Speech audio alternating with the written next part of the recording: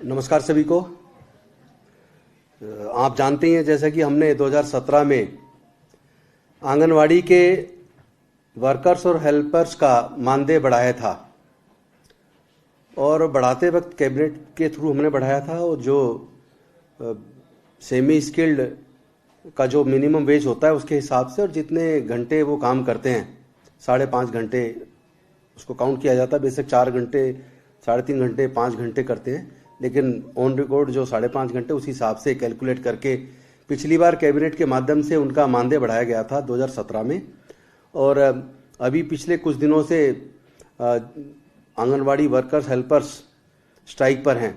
उन्होंने जो हमें एक अपना डिमांड पत्र दिया था, तो वो डिमांड पत्र देखने के बाद जो रीजनेबल चीज़ें लगी, उन रीजनेबल चीज़ों को देखते हुए हमने सरकार ने ये फैसला लिया है कि उनके मानदेय को हमें आज के परिस्थिति के हिसाब से जो जिस तरह महंगाई का बढ़ी है उसके हिसाब से आज के हिसाब से उनका मानदेय बढ़ाया जाना चाहिए।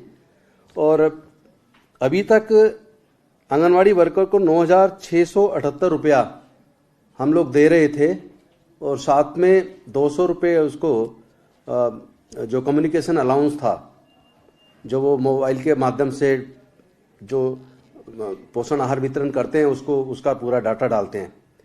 तो अब उसका वो 9,678 से बढ़ा के 11,220 रुपये उसका मानदेय किया जा रहा है और प्लस साथ में 1,500 रुपये उनके कन्वेंट्स एंड कम्युनिकेशन अलाउंसेस, यानी दोनों चीज़ मिला के 12,720 रुपया आंगनवाड़ी वर्कर को मिलेगा, जो पूरे उत्तर भारत में क्या बल्कि पूरे भारत में सबसे ज़्यादा है आंगनवाड़ी वर्कर्स का।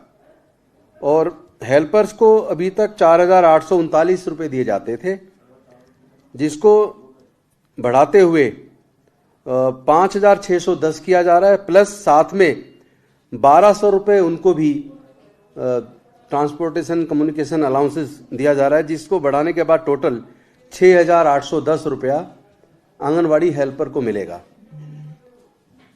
और मैं समझता हूं कि हमारी सरकार बेहद संवेदनशील है, हर मुद्दे पर बड़े गंभीरता के साथ लेती है। करीब अभी 5-6 दिन पहले आंगनवाड़ी वर्कर्स की एक यूनियन, दोनों यूनियन को बुलाया गया था, जिसमें से एक यूनियन आके हमसे मिली थी और उस यूनियन से बात करने के बाद हमने उनको ये भरोसा दिया था कि 1 हफ्ते के अंदर अंदर हमारी सरकार आपकी इन मांगों पर गंभीरतापूर्वक सकारात्मक सोच के साथ विचार करते हुए जल्दी इस संदर्भ में फैसला लेगी और आपको कम्युनिकेट करेगी। मुझे खुशी है कि हमारी सरकार वचन की पक्की है, जो बोलती है वो करती है। हमने 1 हफ्ते की बात की थी, अभी 1 हफ्ता हुआ नहीं है और उससे पहले ही हमने इसको कर दिया और कैबिनेट में आज ही उसको पास करके और तुरंत मार्च से इसको लागू कर दिया जाएगा।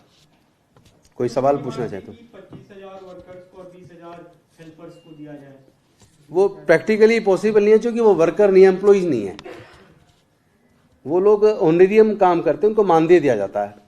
और ये मसला कोई किसी एक सरकार का नहीं है, ये तो पूरे भारत सरकार को इस संदर्भ में भारत सरकार के हिसाब से ही चलना होगा। हम लोग अपने आप फैसला नहीं कर सकते।